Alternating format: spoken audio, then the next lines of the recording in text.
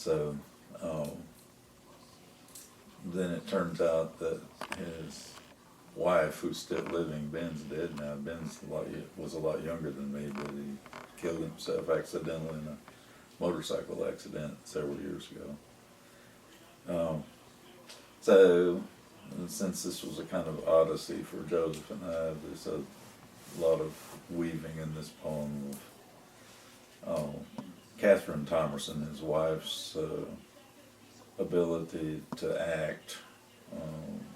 When we stopped by to see them in Redlands, she did her rendition of the Molly Bloom monologue at the end of Ulysses. So it's rather quite a performance piece for somebody who's willing to memorize it and do it. Anyway, so this is about that trip. There's all kinds of literary stuff in it, Odyssey stuff in it, whatever.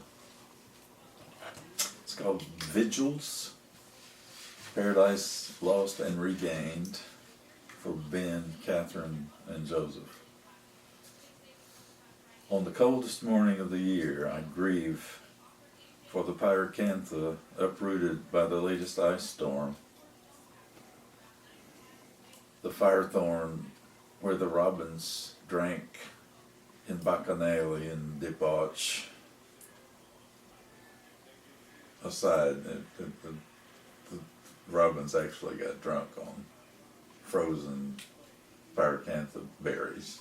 They would burst and be and ferment, and then the robins would just go crazy. Wonderful. Anyway, on the coldest morning of the year, I grieve for the pyracantha uprooted by the latest ice storm, the firethorn where the robins drank in bacchanalian debauch, where the red birds and sparrows nested like Adam and Eve in the bower of bliss. And you call from Redlands in California, far away from this delta where we have denuded the land and the rivers and farmed the topsoil helter-skelter downriver. You call from your red land of palm trees and orange groves to get the details of our odyssey, our sunrise at San Javier del Bac, white dove of the desert by the ancient waters, our storms at sea, our fatigue, our joys.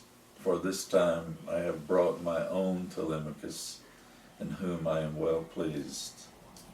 You call to express your own grief, but also your love of our time with you, dear Alcanoas, who shared with us your dear Phaeacia, and sent your magic oarsmen to guide us home through the silt seas of Sonora, the dust storm of West Texas, dilemmas of Dallas, and across the red Ouachita, Arkansas, St. Francis, Cache, and Mississippi rivers, the last four of which are rivers of my dreams. I wrote my first poem in a hotel overlooking the Arkansas at Little Rock, that poem now forever lost.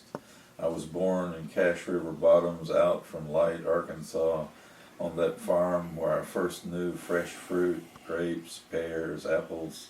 The St. Francis runs near the town I grew up in, and we crossed it on Sundays when my father drove to Missouri for cheap gas, cheaper cigarettes, and ice cream for me and my brothers and sisters. And the Mississippi, archetypal father of waters, I first crossed when I was 5, and we were going to Millington, Memphis to get my wounded father. Oh, that biggest of all bridges, that biggest of all rivers that widened my childish eyes. Oh, Ben, Thomerson, Alcanoas, Joseph, Everett, Telemachus, and I salute you, and Catherine, singers of tales and perfect Homeric hosts, in whose honor now we here split and consume this orange navel orange. It's just straight out of their groves in Redlands, California, right opposite tree.